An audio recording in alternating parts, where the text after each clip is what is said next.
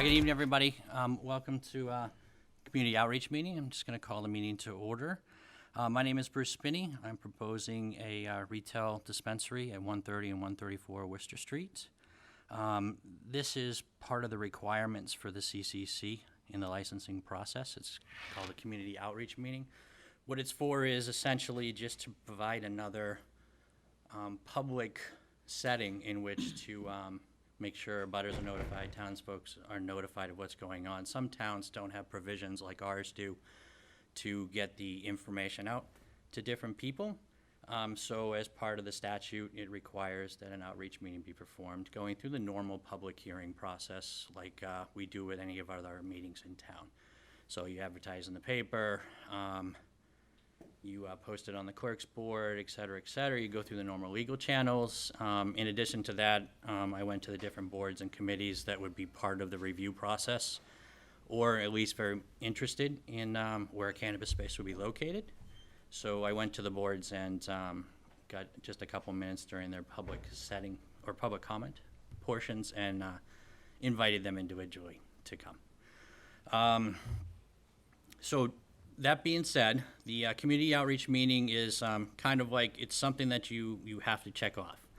So our town has a fairly robust special permit process with the planning board, who took the instrumental role in actually developing the bylaws, incorporating what the town felt it needed to allow these type of establishments in town. So this is not the last piece. It's certainly not the last piece for public input. Most of your decision-making that's going to come through the planning board process is going to happen during the special permanent site plan review as you go through. So it will be a normal public hearing, just like if you were doing anything else in town that required a special permit. They'll go through pretty much everything that I'm going through now, but in much more detail for the site plan, the actual building, what it's going to look like, and a lot of the CCC requirements that are attached to this. The CCC is the Cannabis Control Commission. They are basically the state regulated authority to administer the rules that govern cannabis in Massachusetts. It is a fairly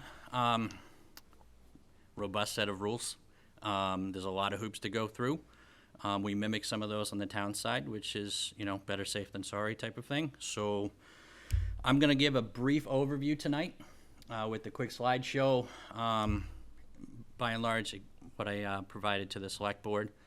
And then afterwards, we'll have a question and answer period where, allow people to ask about the projects, in some layer of detail. But just understand that moving from here into the next pieces of this is far more in-depth and detail-oriented. So when I get before the special permit, you'll have an actual set of site plans to look at. You'll have an actual interpretation of what the building is going to look like. And that will go through its own period of review, which takes, probably well over a month, perhaps longer. So that being said, let me just start the slideshow. And we are taping this tonight. So if you are to ask a question, I ask that you come up to the podium and just introduce yourself so we can get it on camera.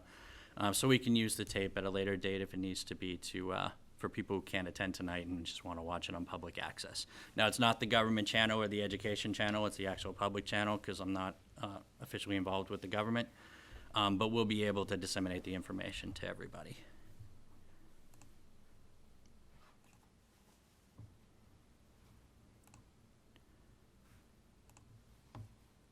I was here for a solid hour going through this, and now I can't get the thing to start.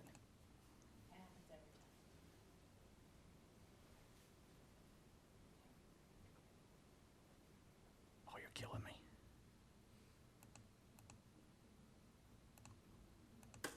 Should have bought a Mac. Right? PC does it again. Oh, come on.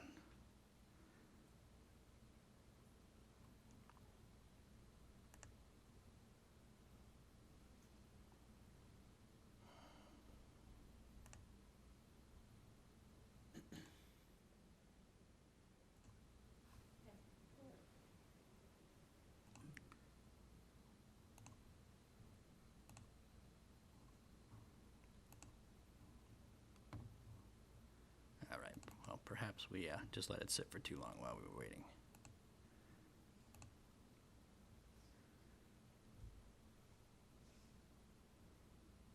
You know, when I started with the Mac, they said you had to do PC because it wasn't compatible with what we were using up here.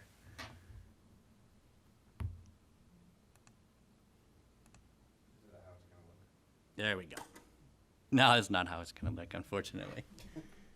I don't think we can get that close to the Quinsig to be able to do anything like that. So the name of the company is going to be Noble Manna. Manna happens to be something that's biblical. It's what God gave the Israelites when they fled Egypt. It's if you track the history of hemp, which is kind of a precursor to cannabis. Hemp was used for thousands of years for everything from ship rope to the seeds that it provided for nutritional value. And if you explore it, some would say that perhaps what they used to get to or flee Egypt with was the highly nutritious hemp seed. It's light, it's portable, and it's filled with nutrition. The site is 130 and 134 Worcester Street. As everybody knows who drives that part of town, it's the old abandoned place. Used to be, I believe, a chiropractor was in there and several other things, and there was a family living in there. For the past 7 years, it's been vacant and boarded up and quite overgrown. And you probably noticed that over the past couple of weeks, we kind of cleared everything out, opening it up to see what we were dealing with, give it some air, got the surveyors in there. And able to delineate the wetlands without having to go through bittersweet and briar patches. We also were able to clear up a lot of the trash. It appears that for quite a few years it was a dump site for nearly everything that people didn't want. We did get rid of the box, the St. Vincent's box, which happened to have been collecting a lot of stuff that they just couldn't handle. People were dumping pretty much everything there, from cribs to leftover bedding to TVs, you name it, they were dumping it there. And then, of course, cardboard boxes and things like that they couldn't get rid of in the normal trash pickup. So what we're discussing tonight is just a retail dispensary on the site. Our goal is we need to, Noble Manor will be in place of Spinney Enterprises. I don't want my name and the business with other assets intertwined with the cannabis industry. It's better to have a fresh start. So we will be asking the selectmen to transfer the host agreement from an entity completely owned by me to another entity completely owned by me under the name of Noble Manor, Inc. We're looking to permit 4,000 to 6,000 square foot dispensary at the location. We'll probably use about 4,000 square feet for just a dispensary. The contours of the land and just the way it's kind of located, and we'll probably have a walkout. So it may be a little bit larger, but mostly for storage space and to handle some of the equipment for snow removal and things of that nature. We're looking at a retail license now with the CCC. One of the things we want to look at the site is for manufacturing. Manufacturing is a very broad term for being able to manipulate the cannabis in your inventory that you buy wholesale and do something productive with it, whether it's to turn into an edible, a tincture, a roll of some type. If you're familiar with the industry at all, there's three separate kind of main focuses. There's your wholesale cultivators, and then there's your manufacturers, which turn wholesale flower into some product that is then, of course, sent to retail dispensaries. Retail dispensaries are the only places that you can actually purchase cannabis, so wholesalers can't have to go through the normal chain. It's not something that we're going to focus on this site for manufacturing, but there is an abundance of space there that we kind of have to build out just because of the nature of the lands. So we'll want to use it for that at a certain point. I do have another location in Mendon, which is far more conducive for these type of activities, which already has an existing building. So in November, if that project moves forward, then this would purely be a dispensary. We are in the course of the process. We'll be hiring a management team. I've been interviewing for a CFO position. I found a qualified candidate that we'll look into. My level in this industry is very mom and pop. You'll probably notice from some of the other entities that have come through, They're much larger organizations financed by much larger holding companies, whether it's MedMed, Acreage, hundreds of millions of dollars are coming into the state from out of state. Everything we're generating here is internal to Massachusetts, which provides a twofold benefit. For one, it's people that are actually here. And for me, I'm actually, I live in the community. Probably a lot of you know that, and I've been serving the community for quite a bit of time. But we want to make sure that it's as homegrown as possible. There is for running retail dispensaries, you're kind of put in a box. So the box essentially is there's a pretty strict regiment of compliance that you have to deal with. Everything from divergence to maintaining your license on a yearly basis. So it's a long, drawn-out process. It's constantly under review, both through silent audits and actually scheduled audits. Not much different than the way the alcohol industry is set up, with stings and things of that nature, and then renewing a permit every year with the town. This is just far more complex and detailed. A little bit about me. As some of you know, I've been in municipal government for about 15 years, planning board, select board, et cetera, et cetera. I've kind of made my way through the town. I have a degree in management studies, a bachelor's degree in management studies that I earned while I was overseas in the Marine Corps. University of Maryland has the contract with the Pacific Division, and they provide professors and a fairly robust curriculum for people who are stationed overseas, whether it was on the boat or whether it was stationed in Iwakuni, which is where I was in Japan for a good deal of time. I've owned a couple different businesses. I currently run a linen business now, which is anchored in Mendon, and then I have a couple properties under my name under a holding company. This will be the focus of my next good couple years. This is a long, drawn-out process. It's probably somewhere between 9 and 12 months just to get your final approval, get something up and running, and getting it moving. So it's not like another business where it's a simple permit process which you can get up and running and away you go. This will sit with the CCC probably for 6 months as they're in the review process. Now, some of that's starting to open up. They're starting to hire more licensors, and they're also moving to Union Station and Worcester, which will give them a little bit more space to move. If you actually visit the CCC and spend some time, which I've spent a lot of time there, you can probably fit the entire CCC operation inside this room. There's no room for cubicles. It's all basically workstations where everybody's kind of crammed in there. There's some meeting space and things of that nature. But for the role that they're taking, they are the one-stop shop for everything, both medicinal side and retail side. So they are doing it all. So as you can imagine, it's a bureaucracy like any other. It's a long process. So we like this site. As you all know, Worcester Street is kind of the heart blood going through Grafton, where 122 and 140 meet. There's typically 20,000 cars a day, which is right about where it should be for that size of a road. It's grown about 2% a year for the past decade, give or take. It comes, of course, in peaks and valleys, as you all know. That area is a little bit more of a pass-through than some of the other areas we have where, as you get down to Peralt's through Snow Road, it's a little bit more congested because it's fairly built up commercially. But that traffic sustains right through that section until it gets to the point where it diverts into two areas, like Quincy Corner, where there's a good amount of traffic relief as well. Now, with that in mind, for this particular site, which most retail facilities can actually go at that place, it is OLI. This will see a fair amount of cars. So another thing that's excellent about the location is your sight lines and your grading. There's no real hill going into it, so you don't have a deficiency in braking to enter the facility, and you have good sight lines for egress. So basically, there's two ways in. So if it were to be one way, you can facilitate traffic and you can accommodate a lot of traffic.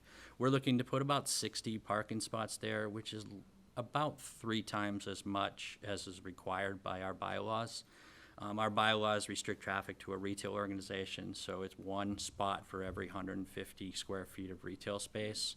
So what we'll actually have, and then of course it fades from there. So warehouse space is one spot for every 500 square feet, as you can imagine if you were to go to a normal building. So for this particular one, for what we would actually have set aside for retail, would require about 20 spots, and we want to be right around 60. And the reason why you want to be there at around 60 is because you can accommodate people without queuing people. And queuing people is where everything falls down as far as traffic is concerned.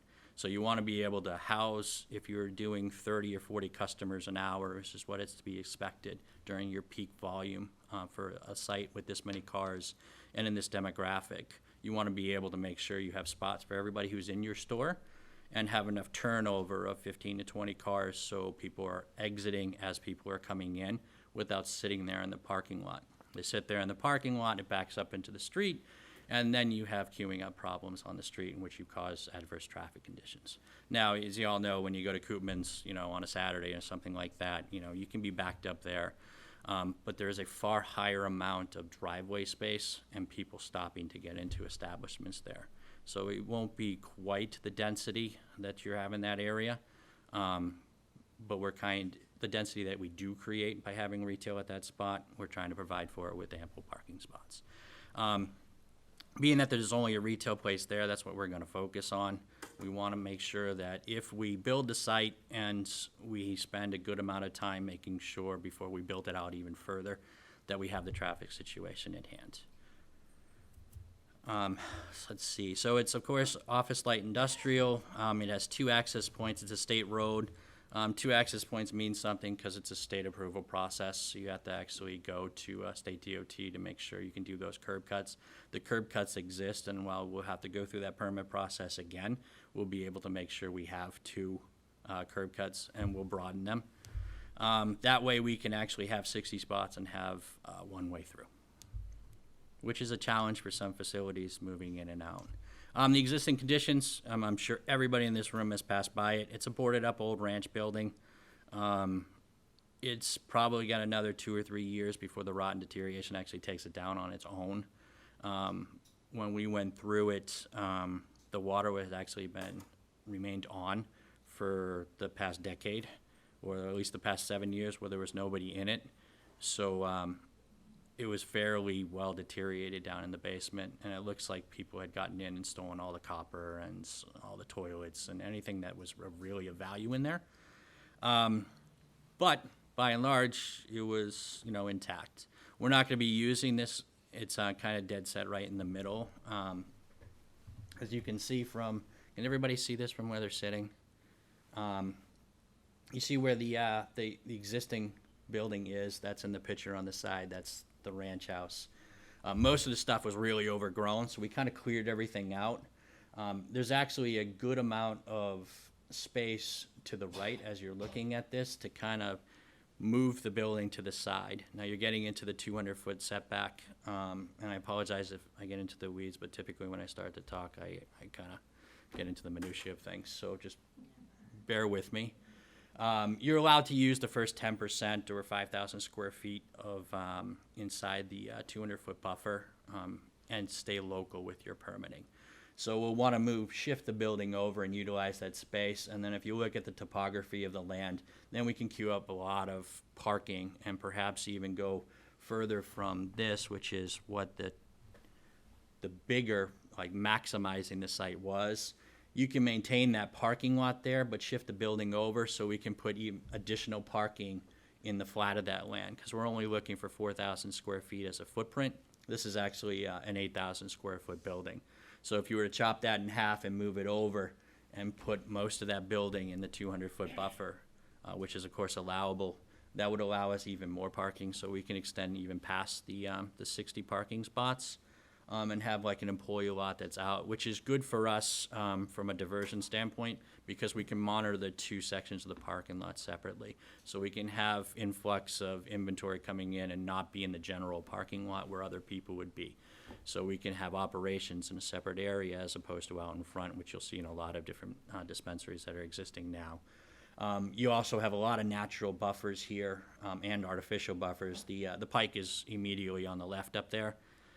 Which is a natural barrier, and if you were to go out back, you have the Quincy River, which would be hard for people to get across. It'd be a good little swim. And then next to it is more LOI. There's the new chiropractor's office. He does DOT work there. I think he bought it from Toby when Toby sold his automotive center there. And that's, of course, the car place that's a little further down the road. Neither of those are very high impact traffic demands. And it looks to be that, I think about 2 or 3 months ago, we gave the license for the used cars to another one. So it looks like that business is actually staying in there. So you won't see a big uptick in traffic from those two. This particular site right here, well, we're not going to follow this exact model, and of course it won't be named this, but this is a simple design that we'll probably use. What you can't do is actually have windows on the bottom levels, so we want to provide as much natural light as we can, so we'll use a thicker glass, and we'll also frost everything.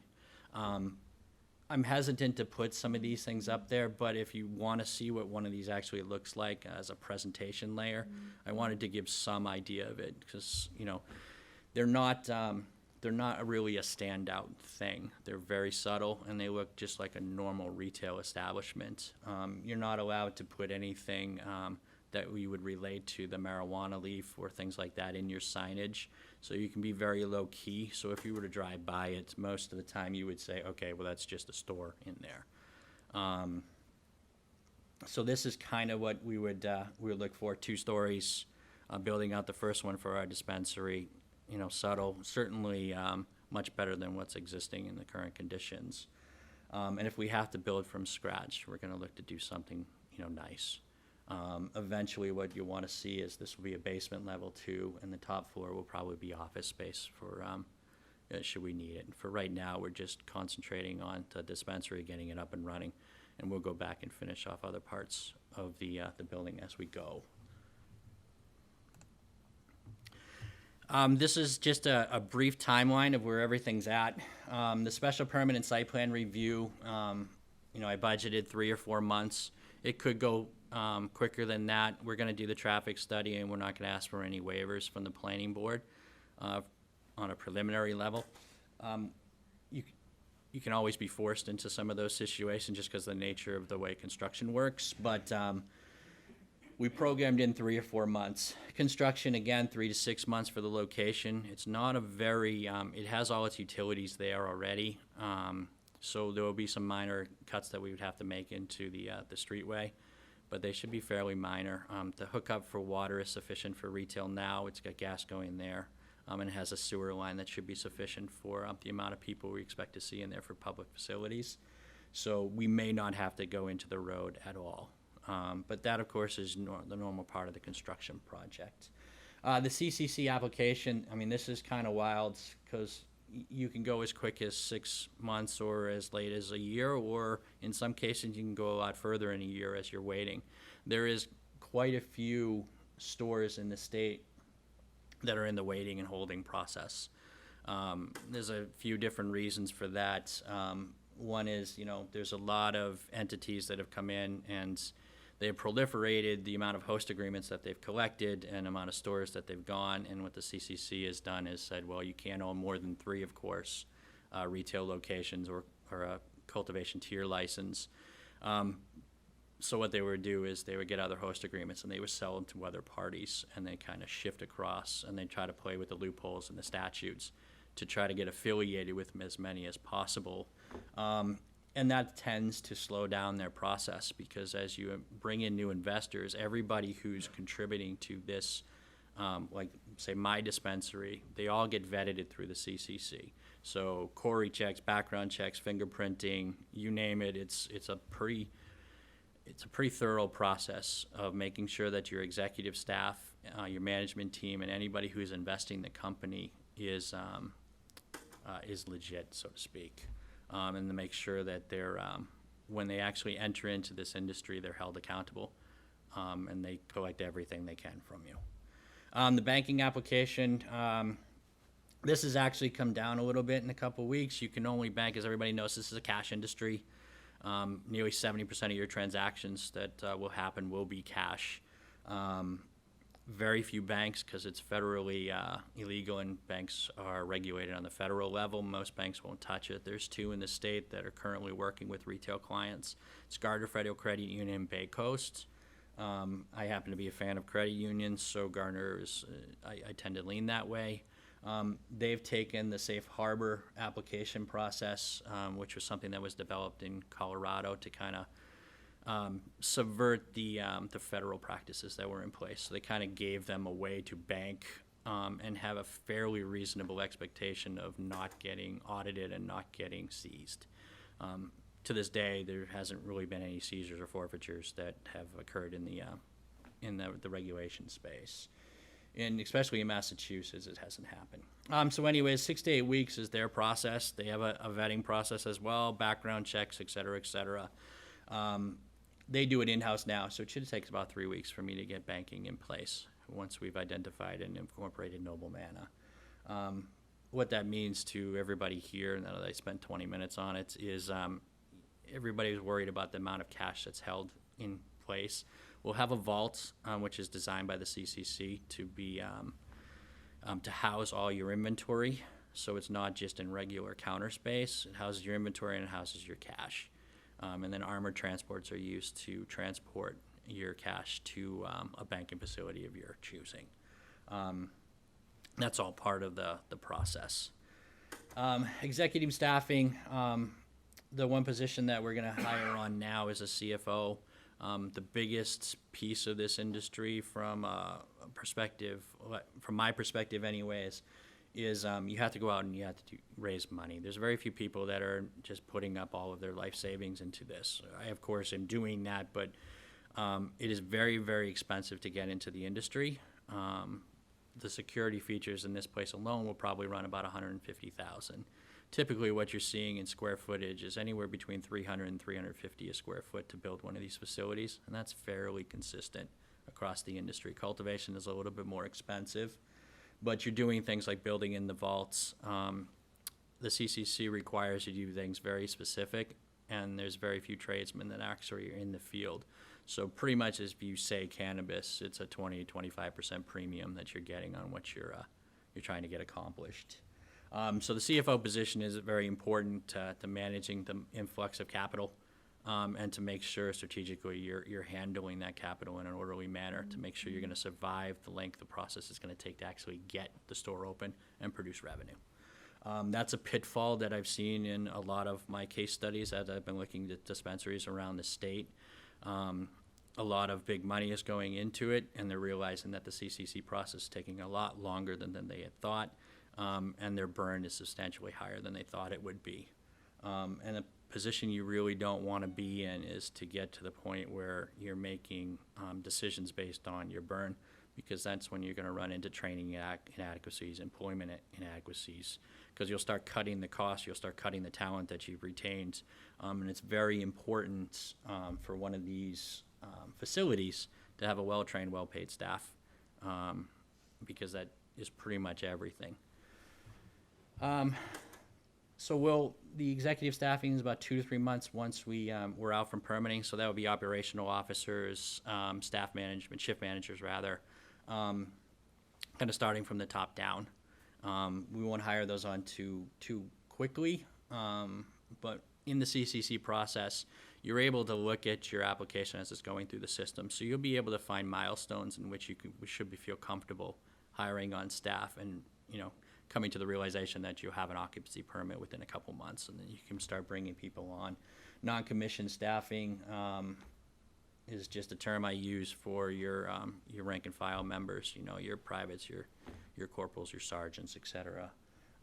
Those are just, of course, normal people, but in that stage, there'll be your bud tenders, your people, your receptionists, your security officers, and things of that nature, the people that are actually running the day-to-day operations. Public safety considerations. So, like most of these facilities, it's 21 plus. You don't allow minors in the facility at all. You're going to be regulated by the CCC to provide certain aspects of security. One of those is going to be your checkpoints. So you're going to check an ID when they come in. You're going to check an ID at the threshold, and you're going to check an ID when you actually purchase a product as you approach the counter. Most of everybody in here has the new licenses, and most states are on board with that as well. So you're able to check IDs through a scanning system to make sure there's no fakes being done. So it's a redundant process. It's redundant, of course, for a reason. As you're handling an influx of hundreds of people in a day, you want to make sure you have all your checkpoints monitored closely, and if one falls through one checkpoint, there's certainly two others that can back it up. Inventory and tracking, it's purchase from sale to destruction, just like in the cultivation side and the medicinal side. Everything's tracked right from the very start of its origin, right from the seed, till it gets processed and gets distributed to your dispensaries and sold to the general public. So items that are coming into the facility are tracked, put in the point of sale system, and the inventory is managed with a fairly sophisticated software like you'd see anywhere else. So if something comes in, it's scanned in. When it gets sold, it's scanned out. So you make sure that nothing is, disappearing on you. After hours gating is something that our local chief wanted to add. So we would put barways on the facility. We would, of course, provide fire access as needed, so the fire department would have a way to get an instrument in if there happened to be something going on there.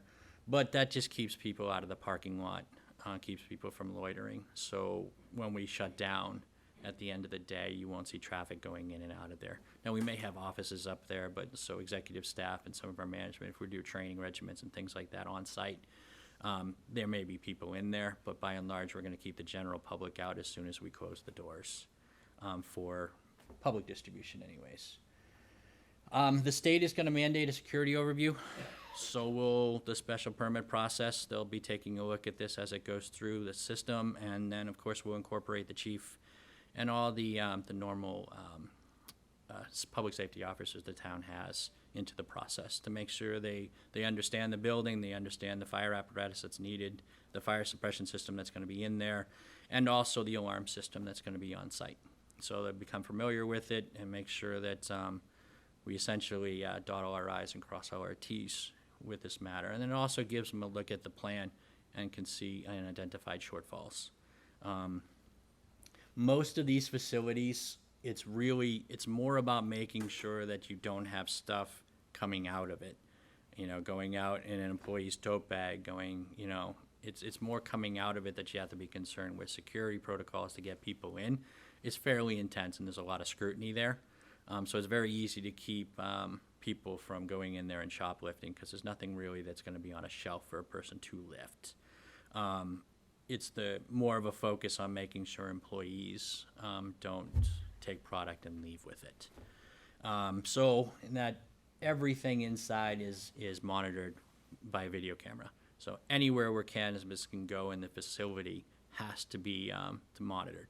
So every angle, so if it turns a corner, if it goes to a supply closet or what have you, that all has to be on a closed-circuit television and monitored on site with a fairly robust server system that tracks everything and also stores all the video.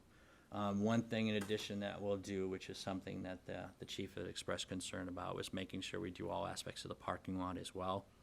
It's not a leap for us to do it. And it also will help us monitor traffic coming in and out. So if we have peak times of the day where we're seeing a lot of volume coming through, we can use that and chase the analytics to come up with a good way to mitigate any troubles we have with people flow coming in. And of course, security. And one of the things that we'll incorporate is a fairly regimented training program.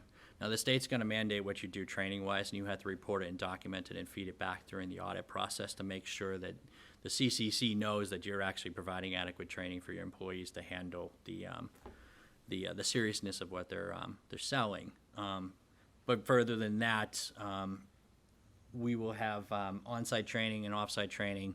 We'll make sure we have programs in place for people to go to conferences to find new ways to handle the point of sale transaction, to deal with clients, our bud tenders. We want to make sure that we're building an actual experience here as opposed to just a line to get a product and then kicking you out. which is the model that's been deployed thus far. We want to make sure that if people are interested in the space, that there's enough privacy in there and enough time for consultants to actually work with them. I don't know if anybody in here frequents any of these establishments, but just as a study, so Caroline's is down in Uxbridge. It's about 400 square feet, sees about 350 people a day.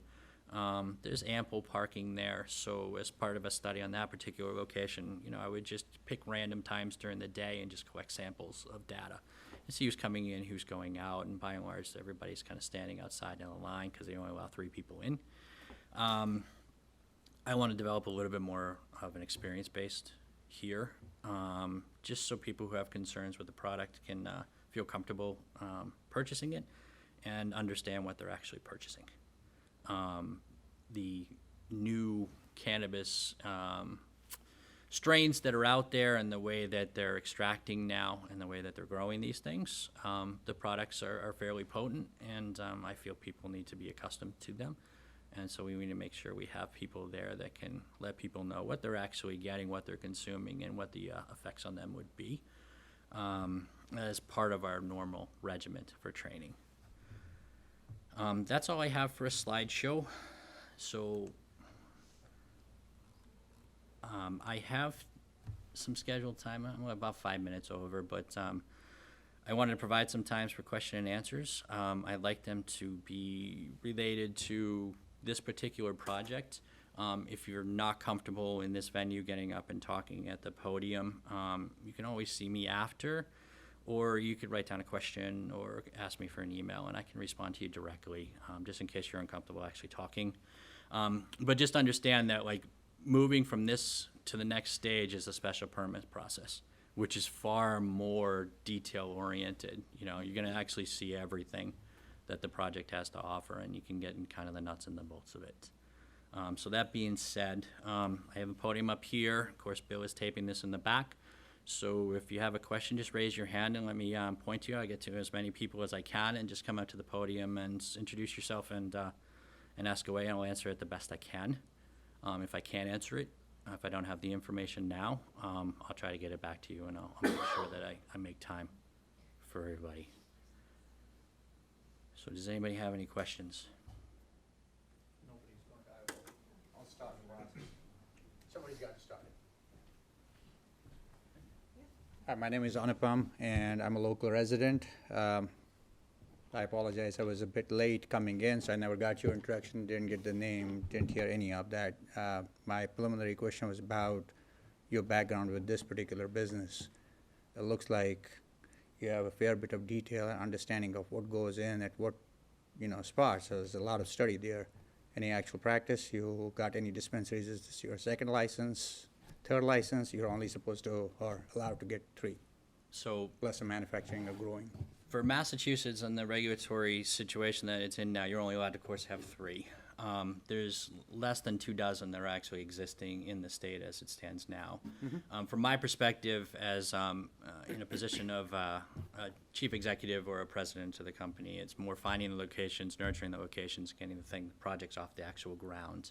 The operations of the facilities need to be in a professional's hands. So if you look at LinkedIn and people in the industry, there is a substantial amount of talent that's out there that can come in and run a program. We'll probably want to have people, one of the things that I wanted to do was have a veterans program to make sure that if we have qualified veterans, we assist them in job placement with us. For executive staff, it'd be fairly elaborate review process, but we're going to be looking for people to actually have experience in the space, actually running the store. So they manage the day-to-day operations, they'll manage the actual personnel, and we'll make sure they're adequately staffed to handle HR things, marketing, and things of that nature to make sure that they actually can perform their duties. There's not that much experience in Massachusetts running Massachusetts dispensaries because there's just not enough of them yet. It's really a very new program.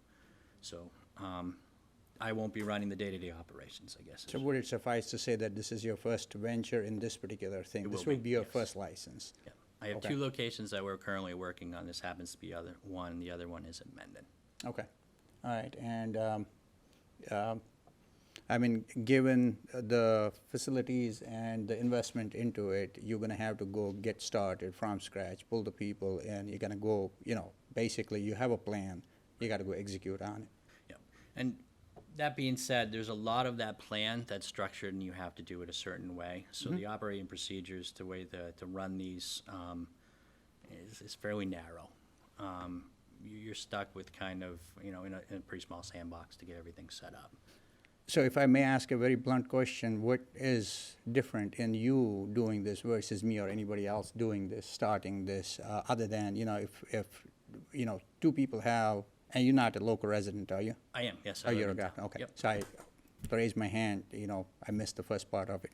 But, so what is different there? What are we looking at? What is the differentiator? So the difference is it's just entrepreneurship, basically. So there's, from my study of it, I'll be brief, but enough to understand where it's going. There's two type of candidates that are getting to the market. There's the larger companies, holding companies, investment firms that are coming in from other areas of the country and Canada that are coming into the space and growing the industry, so to speak. And then there's the, I guess, mom and pop type of operation. That's kind of my side of it. Finding the location happens to be one of the biggest barways to entry in the industry, is actually finding a suitable place to actually have one. And to go one step further than that, as these things start to proliferate through the state, is to make sure that you have identified a location that fits the retail model.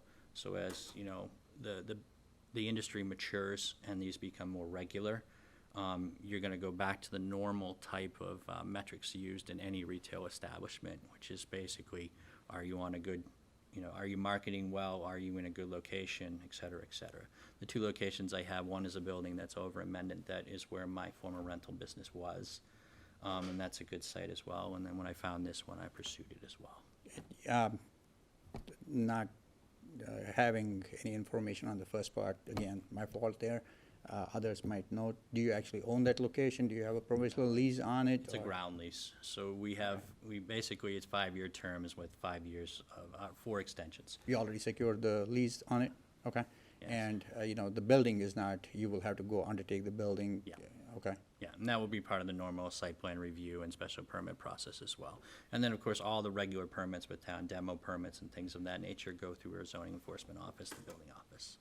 Okay. So all that stuff will be normal practice for just like building any other building in Now, town. you're gonna have to do the abutment meeting and all of that and go through the host right. agreement, get to that host agreement. Well, the host agreement has been obtained already, so this is the next piece after the host agreement, which is the community outreach meeting. And that's essentially the CCC sets up the kind of those milestone points. You get to this point, then you have a complete packet, and then you can file with the CCC for your intent. Right. And that's one of the 3 packets that you need to complete the application process. So this is the last step in that process, and then I can apply. And then we'll move on to the secondary process where they're understanding our standard operating procedures, kind of the nuts and the bolts of the operation. And then they review that. And at the same time, the planning board will review most of that as well. And then we're talking also about the building, what it's going to look like, what the site work is going to be, and things of that nature. Did you say that you already have the host agreement in place? Is it with Grafton or Mendon or both? With Grafton. Okay, okay, So Mendon, we're waiting till November to, their town meeting is moving it from one zone to a next, and that would Okay. encompass my zone. so they haven't basically decided whether they're gonna move And then forward with it yet? Same process there, Right. host agreement, community outreach meeting, site plan and special permit. By and large, Mendon's the same as Grafton as far as the bylaws are concerned. The one advantage that Grafton has is we have professional staff that can help with a lot of the technical review and things of that nature. Mendon doesn't provide those services, so it's a little bit more intensive on the property owner's side to make sure that you have a proper engineer, make sure that you have enough technical talent to convey the message to that particular board. Okay. As far as the financing is concerned for the viability of the project, looks like you have to go procure that or get that. Are you banking on the banks to essentially provide the bulk of it? No, the banks don't touch any of this. Exactly, that's There's why actually I'm no asking lending that. program. So what we've done, and you're kind of, what I'll say is this, my approach to it, although I want to protect it a little bit because there's very few people that are investing in the space. So if I were to tell you everything that I'm doing in the tranches that we're leaving Sure. out there, I don't want to get too much into detail, but essentially what we're doing now is we've raised the seed money, and then we're moving on to the next step, which is the permitting and the soft costs. Just to apply for the CCC for the license is about $5,000. There's a lot of bonding involved. There's a lot of money that you're going to need to show the CCC that you have, wind down fees and things of that nature. So all those things will be set up, and then when we actually have a build out in place, we'll go do the normal process where we'll go and competitively bid it with people who are ready to construct and design and site work and things of that nature, and then we'll raise the money for that. Okay. That's all I have. Thank you for the questions. I really appreciate it. Appreciate your answers, thanks. Does anybody else have anything for me? Jen?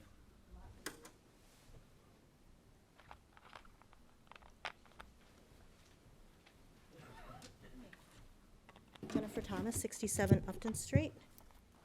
All right, I have a lot of questions. You just mentioned the investors, that you've raised some seed money. Who are your investors? So my investors I'll vet with the CCC process, and then the investors that I need to disclose, I'll disclose to them. But Okay. I'm not going to disclose in a public setting people who, in town, as you know, there's quite a few people competing for retail establishments in town. So at this time, it would probably put me at a pretty serious disadvantage if I exposed everybody who's investing in my particular store. Okay. Now, remind you that the CCC process, when they vet the institution, they'll vet everybody who's invested in it. Okay.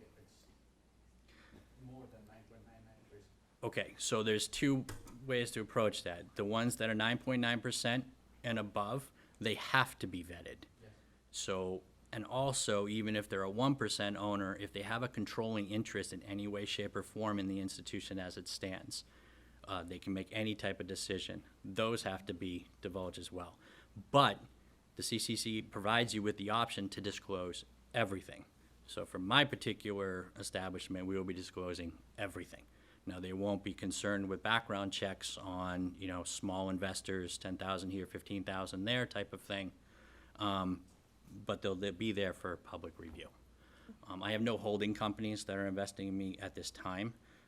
That's not to say that I won't entertain a holding company, a larger firm that has a lot of capital when we approach, because we're going to need $1 million or $1.2 million to actually build the facility. So when we get to that point, then those will be disclosed through that vetting process. The facility was both sides. No, you go ahead, go ahead. Facility both growing as well as retail or manufacturing? Just or only, retail. Rec retail, that's about. Just On your retail. slide, you said manufacturing as well. So on the slide, what I meant to say is the goals of this particular place. As we've looked at the site, it's going to be much larger as far as the building is concerned than we thought we could put there. We do not have, as you well know, we do not have a manufacturing host agreement. We would have to go back through that process. Retail is our primary focus. Manufacturing, I don't know if you were here for this particular piece. Manufacturing is, of course, a wide range of things of handling product. I know, I was here Okay. for the whole thing, and I very much understand the process, thank you. Okay. All right, so you mentioned you currently have a host agreement with Grafton, That's right. yeah. Who are your attorneys? So I use Bennett and Flags, Okay, Matt Peliquin. and are they the ones that went over the host agreement? No, I didn't have counsel for my host agreement. You're gonna start over $1 million business and you didn't have counsel go over your host Well, agreement? as you well know, I've sat on the board for a couple of years. I've seen the host agreement. It's a fairly boilerplate document with fairly easy benchmarks to understand.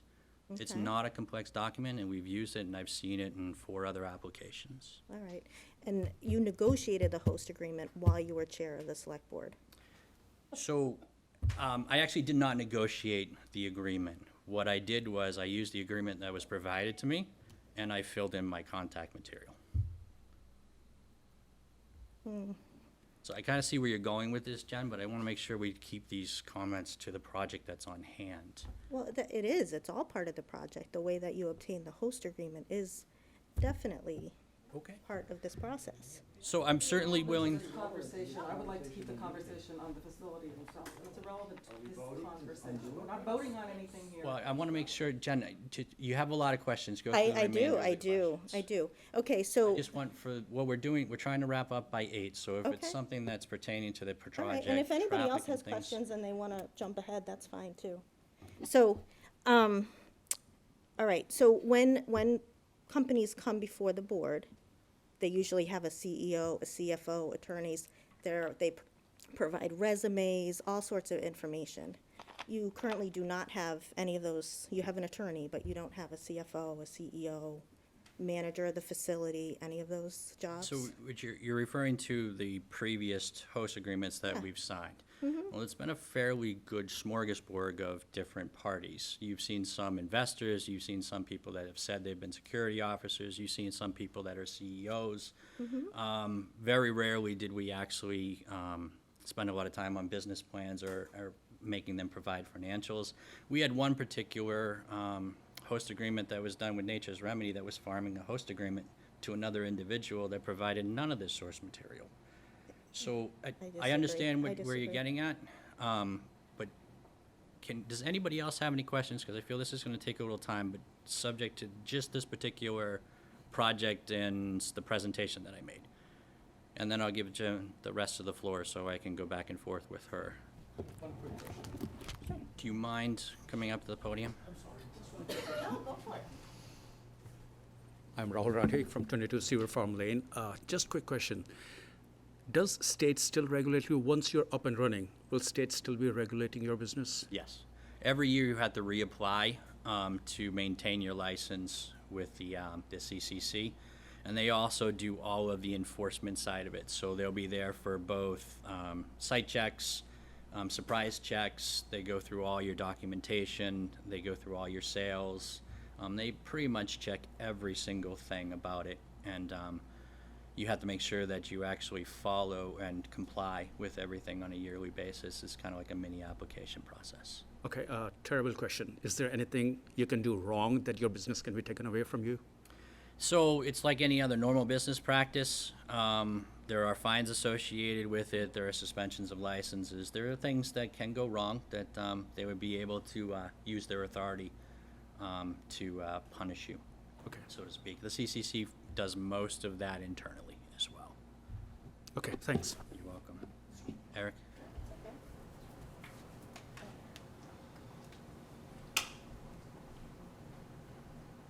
Eric Swenson, 59 Depot Street.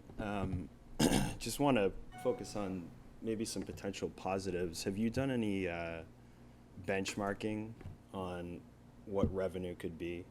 Sure.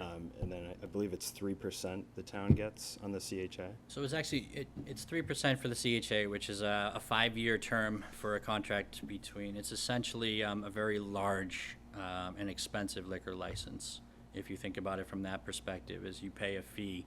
It's an ongoing fee for the 5 years while you have the host agreement that has 3% of your gross revenue of a particular organization goes directly to the town. Once it goes to the town, it goes probably into the general fund, but that's for everybody here at town meeting to decide where the actual money goes and through the normal budgetary process. In addition to that, also our community is a 3% community, so there's a 20% excise tax that's charged on every single purchase that's made in a dispensary. So you collect 3% of that. So that's actually on top of it. Most of my pro forma and cash flow analysis centers on what just the store would be doing, but you can kind of backflow into what you would expect to see from that 3%. Very similar to like the meals tax. When you go into any establishment in town, you're paying a couple percent on your meal. That goes back to DOR and then comes back to the town through our normal channels. This will act in very much the same way. So for this particular place, if we were to be conservative with our numbers, at 25,000 cars a day at peak on 122 and 140, if you were to see 450, 500 cars at the location, then you would probably be expecting about $108 per customer. That's a fairly easy average. All this stuff is public. The CCC kind of monitors everything, so it's just a matter of finding where the information is. For the town, for that particular store, in that particular spot, it's probably somewhere between 400 and 450,000 a year, give or take on that 3%. So as a store there, we'll probably be somewhere around 18 million a year, which sounds like a fairly large number, but remember, flour in the wholesale market in the state, and flour just means actual product, is right around $4,000 a pound. So the numbers may seem excessive and large. They're fair, the margin's right around 8 to 10% for pass-through as far as one of these is concerned. So there's a lot of expenses. Also, these cannabis companies fall under the 280E provisions for the IRS tax code, which basically means it's a Statute 1 narcotic as far as the federal government is concerned. They list cannabis right up there with cocaine and the rest of the real nefarious drugs that are out there. So you can't deduct anything. So if there's a business owner out there that's spent any time, in entrepreneurship, you would know that you deduct your rent, you deduct your mortgage, some of your employee expenses, all your payroll, all the rest of their compensation package. You can do none of that in this space. So this would be incorporated, so you're paying 21% of everything that's gross, and about half of that, 50% of what you take in gross-wise, typically is going to go to pay for product to put on your shelves. So there's a fairly detailed analysis that I've done. I didn't share it here. I spent enough time in the weeds going through this stuff as it is, but from a town's perspective, it's a fairly large amount of money over the course of 5 years. Now, granted, years 3, 4, and 5, as this becomes more developed, you'll probably see some of those gross sales go down as market trends take over. But on the flip side of that, the demand for this product in the state is right around 20% a year. So you're going to see that curve shift to the right. So while you might see, prices drop, you'll see a pretty sizable increase in demand. And that follows normal management, kind of that spectrum, so to speak, finances. On when the store opens day one, how many jobs do you think you'd be filling for the company as a whole? I would expect to see about 33 people in total to cover the stores and the hours of operations. Getting back to the host agreement that we were talking about, that provides hours of 10 to 10. Our actual bylaws say 8 to 8, but it's a 12-hour period. So we'll make sure we have enough staff to cover all the shifts. And then, as most people know, when they're running a business, you'll know when your peak times are. So when you need to have more people on, those times of the day, typically these things on Fridays and Saturdays are much busier than they are during the week. But most of this stuff is so brand new to the state that it really hasn't settled into its norm. Anything else? Yeah, just I don't know what hiring law is like, but would you be able to give any kind of consideration to Grafton residents, hiring them over somebody from another town? So there's interesting dynamics there. As you know, employment law kind of governs this. There's no exception to that just because you're in the cannabis space. What we will try to do is employ as much locally as we can. And I also want to employ as many veterans as I can. That pool is kind of small. You can send this out there. What you receive in applicants is what you have to work with. So if you're not getting anybody from Grafton, you're kind of stuck and you have to go out. But you can certainly take an extra look at the people that are applying from Grafton to bring them in. Great. So we'll certainly be doing all those things. Executive staff and stuff like that, it's too important of a position. It's all gonna be resume based. Yep. So, and if we have equal resumes, as we follow a metric for hiring practices, we'll if they're both the same, score the same, then we'll hire the one from Grafton. Thank you. So, sir?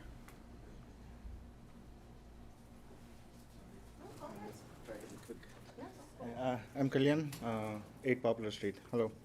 I have 2 questions for you. You mentioned about you have some competitors while getting the host agreement. Did I have what? You had competitors? There's competitors in the town, yes. Yes. So what was the advantage that you showed for getting this host agreement on your company? So for my company, as far as a competitive advantage, there is none. We start from the same process. So a host agreement is So people are giving a lot of importance. In Grafton, we don't have a public hearing process for host agreements. We don't have a robust vetting period for clients that come in. Typically, they would come in and introduce. If nobody knew them, they would come back, and we very rarely had any challenges to the particular host agreements that have come through. And once you secure the host agreement, it opens up a myriad of things that you have to do beyond that. The host agreement is assigned to the actual property itself. Everything else is kind of just goes from there. So if you have a property, your assumption, especially in Grafton, is to assume that you could get a host agreement. And then the planning board is really your decision maker in the process. They're going to be the ones that go through everything. So do they look at any advantages and disadvantages, or what is the benefit that your specific, let's say there are 4 different companies that are competing for this agreement?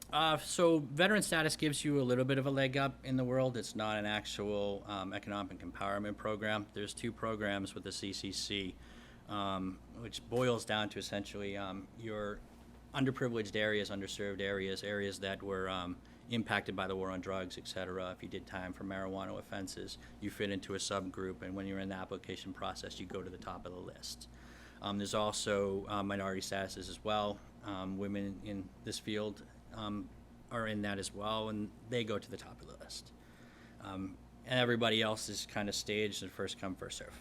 So if I understand you correctly, at least this is my understanding from what you said, so the planning board is the one that decides on who they should give the host agreement to. No, the select board, Select board. the executive authority in town has to provide the host agreement. Or in the medicinal side, they have to have the letter of non-opposition. So it rests in that authority to provide the gateway into the industry, so to speak. And there are no specific benchmarks that they look for evaluating one over the other. Typically, when you give a project out, you look at certain benchmark characteristics and you evaluate different vendors on different pieces, and then you give out a project, right? Well, So if you consider fair enough, but similarly, it's really, the CCC is not, they're not trying to determine, like they run the cannabis industry in the state. All they're doing is vetting the applicants that come before them through a strict regimen that decides whether they're qualified, the site's qualified, they have the operations in place, et cetera, et cetera. They pass the background check, they don't have any felonies, that whole litany of the process is vested in them. If you check out with them, it's just a normal business like any other. okay. Albeit very expensive and very regulated. Sure. In essence of time, I'll just one more question. So when you studied this retail business in the town of Grafton, did you also study the effects, the pros and cons of having this business, in Grafton for the community? How does it affect the community?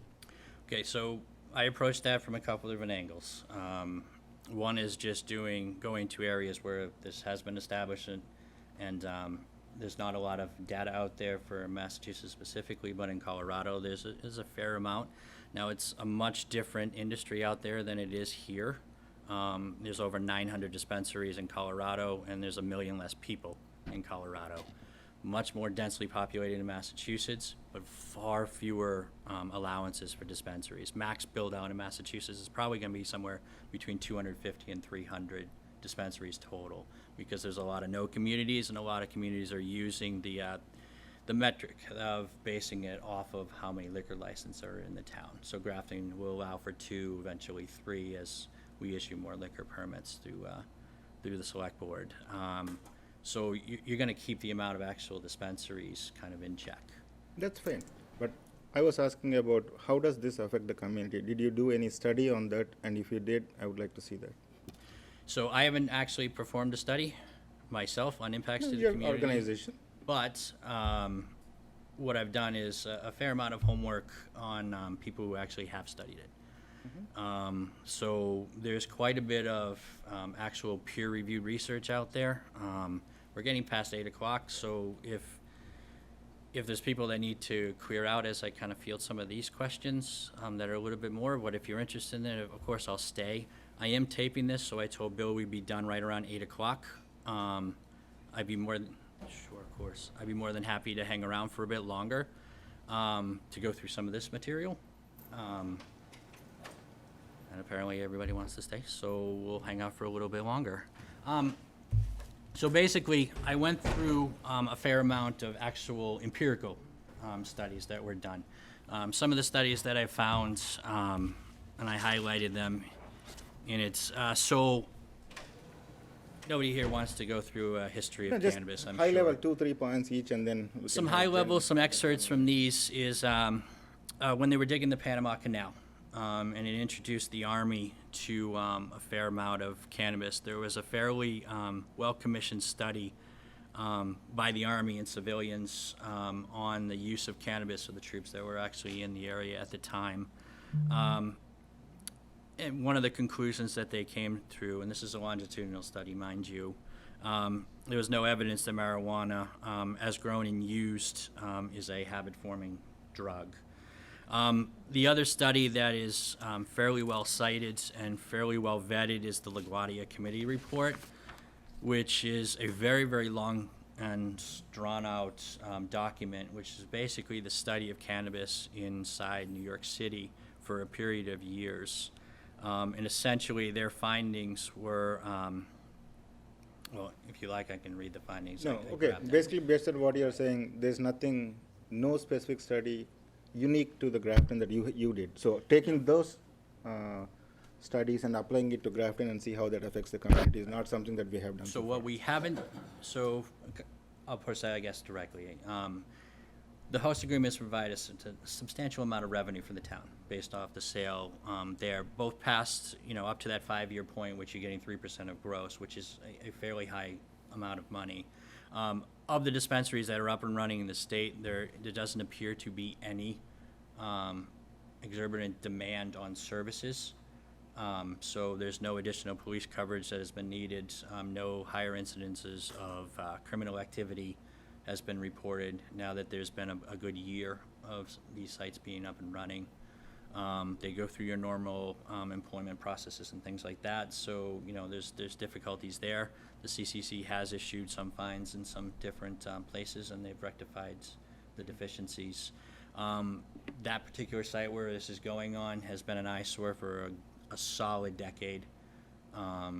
It was fairly well overgrown. It's a dilapidated building right there in the heart of our, OLI and community business districts as you pass the pike. So that will see a fairly sizable change. And they're not, it's not a flashy type of building.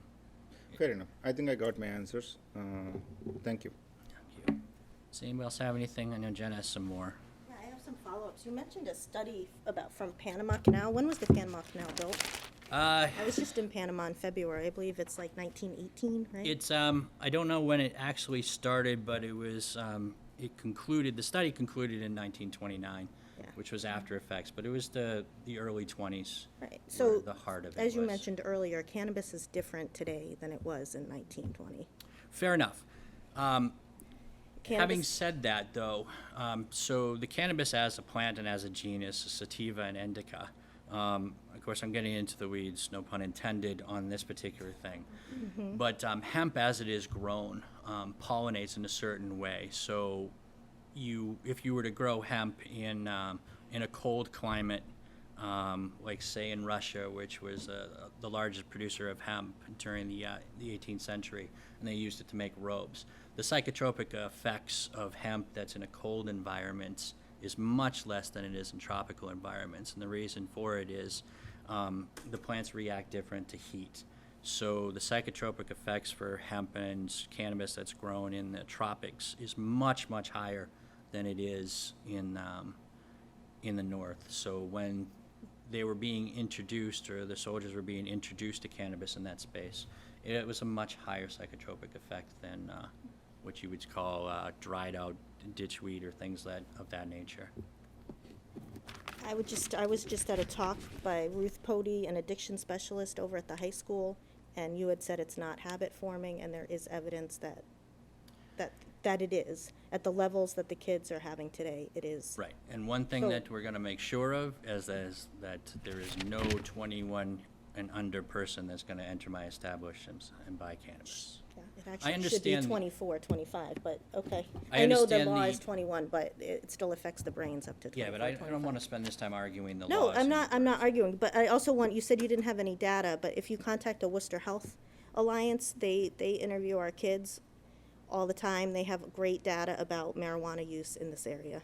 Sure. So if you said you didn't have any data on that, they are No, I great. actually didn't say I didn't have any data on it. I just actually started topically, and I started with a chronology that started with studies that were done in the past in areas that were specifically designed to look at how it affects the actual populace. Okay. Where are you? Oh, go ahead. Oh, I'm sorry, I was just gonna skip because you seemed to want us to hurry up. Where are you gonna get your product? So the wholesale agreements in the state, so there's not a lot of cannabis that's out there now. There really is no wholesale market. There's a lot of, who would be my competitors, would be vertically integrating. So they're growing their own, they're manufacturing their own, they're putting on their own shelves. But what you'll see is if you look at the CCC's website, there's a good 500,000 square feet of canopy that will be coming online over the next 9 months to a year. So you don't know yet. No, and nor would I enter into an agreement at $4,000 a pound now. We don't need to make that. It's not going up, and it hasn't for the past 6 months. It's only come down. But we wouldn't enter into a wholesale arrangement when it's going to be 9 months before we even have a facility up and running. I couldn't enter into that agreement and get to that point and have wholesale markets drop to $2,600, $2,700 a pound. And if you follow it and track it nationally, you'll notice that as the wholesale markets emerge, as the industry gets a little bit more mature, the prices drop precipitously as more cultivation comes online. Cultivation right now is a flash in the pan. It's, entry into industry. You're able to grow your own for $900 a pound, and you're able to sell it wholesale for $4,000. And you don't need to spend too much time to do the math there to know that that's an astronomical margin. That's not going to hold true. In Oregon, it's stabilized and it's somewhere between $600 and $700 a pound. In Colorado, it's somewhere around $1,700 a pound, and those are more mature markets now, so you can kind of see. Now in Oregon, it's a little bit different because it's a lot of open air, so there's a lot more cultivation going on. I don't think you're going to see it drop to $3 a gram in Massachusetts, because everything we do here is indoor and it's very, very expensive to produce. But to lock into an agreement now, I wouldn't do. Okay. So, you also, can you just talk a little bit, you talked about when you sent your application to CCC, that your CFO, CEO, any of your upper management would have to be vetted? Yes. So you don't have those people in place yet, so how does that work? All right, so the CCC breaks up the application process into 3 essential packets. Your first packet, which is the community outreach and some of your preliminary work, identifying the company that's going to be handling it. That's the first packet, the intent packet. So once that's completed, you submit it, and then they send you an intent. So if you go on their site, you can see all the intents that are out there, and it basically spells out your kind of your investors, the people that are running it, and some hierarchy to who's in there. And then as you go into the next packets, they become a little bit more detailed on the actual investors that are putting in money, the bonding that you're going to need for your wind down and things of that nature. And then the third packet is going to have a lot of structural and standard operating procedures involved. So as I approach each packet, we'll have to provide them with the information. But the CCC doesn't require you to hire somebody in the beginning of a 12-month application process. If that doesn't work out, then you submit another individual later on in the process, Okay. and they vet that particular individual. I will not be trying to waste any time getting into the industry, so I'll be providing as much upfront as I possibly can, so not to have to go and revise things, because this is just, it's a small group of people working on a lot of applications. So if you get bumped on that list, it could have a considerable impact on when you can get opened. And just going back to the investors for just a moment, does that ever become public knowledge? Yeah. Okay, so Yeah, no- partway through the process? Yes and no. You don't have to. I'm going to, because I didn't start actually raising money until after I got the host agreement and had started. So I had to get the host agreement and actually execute the lease. So we had an LOI, and then we went to the host agreement stage, and then after that, we actually executed the lease, and then I was able to go out and raise some seed money. Can you talk about the lease a little bit? So you're gonna invest money to build a new building and pave the parking lot and all of that, but you only have a ground lease? Why not just purchase the property? The individual didn't want to sell the property. And that makes you comfortable as a business person? That they have only a 5-year lease after you invest that much money? Well- Or is he investing all the money to build out the No, building? he's not building out the property. I'm gonna build out the property. I'm gonna treat it like purchasing it. Now, it's a 25-year lease. It's not a 5-year lease. Options to extend are my right. Oh, okay. So, it's, if I'm, what am I, 43? I mean, I'll have the lease until I'm almost 70 years old. So, the landowner is probably 65 or 70, so it will go enter into his trust and move over. I don't know how much you want me to get into the weeds on No, this, but it's it's just. long enough that I can run Okay. the calculus and make sure that the investment opportunity that's there, if I were to hold the agreement for the full 25 years. But how do you know in 2 decades, where this industry is going to be at? It may revert to me just doing regular retail. Maybe the cannabis goes away. Maybe it becomes mainstream. Maybe it becomes federally legal, and that changes everything. So for right now, a 5-year with a 5-year option to extend, I'm fairly comfortable with. Okay. And it's not an uncommon business practice to ground lease and produce something. Take, for example, you're going through Main Street in Westboro, where Arturo's is. Across the street, there's a huge palatial Cumberland Farms. That's actually a 20-year ground lease.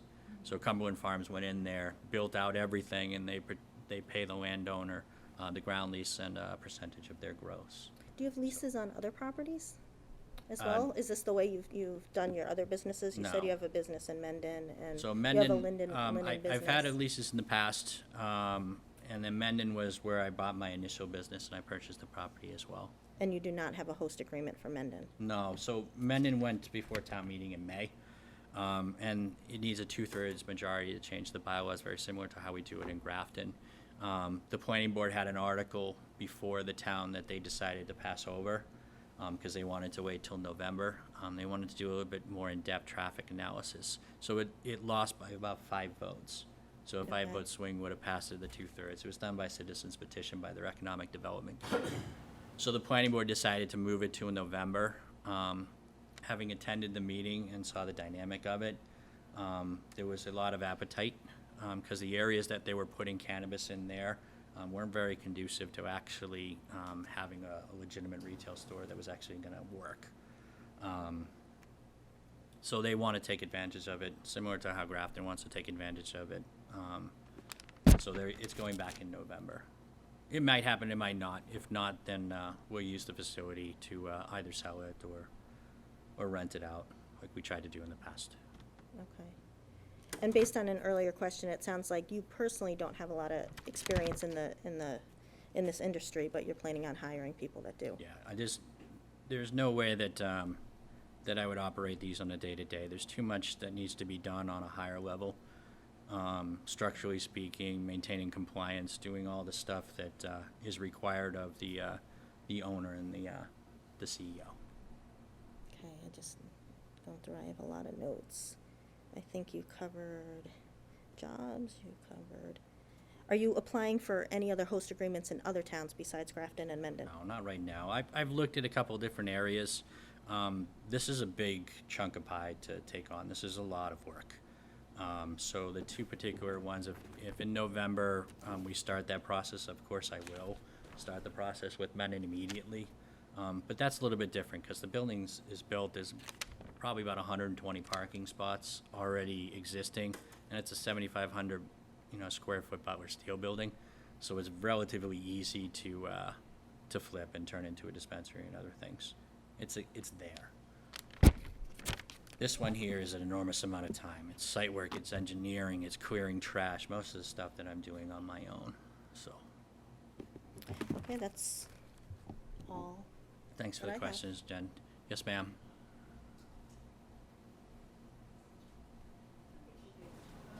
Just have real concerns about putting the, Can you tell us your name? that's I'm Rachel David. I have real concerns about having Rachel, can you speak up, please, just for Really hard to hear. I have very big concerns about having every member of Grafton community exposed to chemically altered people. And I don't know, What was that? To have chemically So altered? she's saying she essentially, she's concerned that there'll be a lot of people high in the town because a dispensary is opening here. I understand that concern. I would say, I mean, we could get into an ideological debate all day long about cannabis and how it affects you and things of that nature. That's not really the point of this particular meeting. No, I understand. I'm trying to, let me get through the rest of this and then I can circle back and my concerns on, you know, and what we can do in this dispensary to make sure that it doesn't fall into bad hands, so to speak. Just like selling alcohol, you're gonna wanna make sure that there's no impairment for people that are purchasing. All those normal protocols are in place. I would say that in a recent study, about 13% of households, I know this is demographic biased, of course, use cannabis on a regular basis. There's a stigma attached to this particular industry that will start to go away over time. But there is a substantial amount of users that are using now. A dispensary in Grafton is probably not going to have an impact on users in the Grafton area. In most of the communities that are no, these places are destinations. So Upton's a no community, Milford's a no community. There's a fairly substantial amount of towns in the Commonwealth that are no communities. And studying those particular communities, you have the same rate of people using product as you do in areas with dispensaries. So I hope I answered your question the best that I can. I understand your concern, but sure. And then we're gonna wrap it up, okay, folks? This is just a quickie. I'm Roger Zaleski. From an operational point of view, you're gonna have 60 places to park your vehicles. And say 35 or 40 cars come in, and so you got 35 or 40 people. Will you be able to allow them to walk in and browse around, and how do you accommodate that amount of people? And the concern I've got about that is if there's a high volume of traffic going in and out, how is that going to affect the regular through traffic on that highway there? Those are the only two areas that seem to, you mentioned earlier that there's a neighboring town that only allows 2 or 3 in, and I'm wondering, gee, if 35 or 40 people pull in, are they going to be out in the parking lot to draw a ticket to Okay. come in, or That's a something great like question, that? Roger, and I appreciate it. So for spots is to mitigate traffic concerns, people coming in and out. But this is also going to be a 4,000 square foot facility. So your ability to accommodate people who are going to stay in the facility for a length of period of time is much higher than 350 going into 400 square feet. So I'm 10 times as big as Caroline is. So she can only allow pretty much 3 people in plus her service and staff that's in there, sometimes 4 if somebody's accompanied. Everybody else queues outside. We're going to be able to alleviate that through a couple different practices. One is a certain customer is going to enter into one of these facilities, know exactly what he or she wants, and to be able to get it and queue up for it. And then there's another phase that I've seen in a lot of the dispensaries that I've spent some time in, is they spend a little bit more time at the register deciding what they want, utilizing the bud tender services and things of that nature. That's phase 2. And phase 3 is going to be your users that are going to want some privacy, going to want to be able to stay there, understand the product. Maybe this is the first time using it. Maybe they want to know a particular strain that's coming out. So you're not going to see 40 people spending an hour in the facility. You're probably going to see 10 or 12 of those people in phase 2 and phase 3 that are going to be mingling there, utilizing our services that we're providing. But the bulk of your people are going to be going in, purchasing the product, and coming out. And that's fairly consistent in any of the dispensaries that I've been in and studied. Caroline's, they just have to do it that way because there's just simply no room inside. So, and she hasn't done a winter there. So she opened in March, and she's doing incredibly well, but there's going to have to be some services to provide when it gets to be, 10 with -10 wind chill for people wanting to queue up outside. we'll be able to build a facility that takes that into account. Thank you for the question. I appreciate everybody. Noreen? I just wondered if you're doing recreational and medical, or just recreational? No. The bar way into getting a medicinal license now is very cost prohibitive, and the industry seems to be going in the retail direction. It's just cheaper, and the access to product is far higher on the retail side than it is on the medicinal side. I wish that would change. I've always been an advocate of the medicinal side. I'm not a fan of opiate. I happen to be allergic to ibuprofen myself, so finding pain management when my back goes, it's pretty much opiates or nothing. So as we all know, if you spend 6 months with your back out on Vicodin, it does a number on you. Cannabis, especially with the way you're able to tailor the product nowadays in a tincture form, perhaps, the right ratio of CBD and the right amount of THC does very, very well for controlling pain and mitigating anxiety and things of that nature. So, thanks for the question. Thank you, everybody, for coming.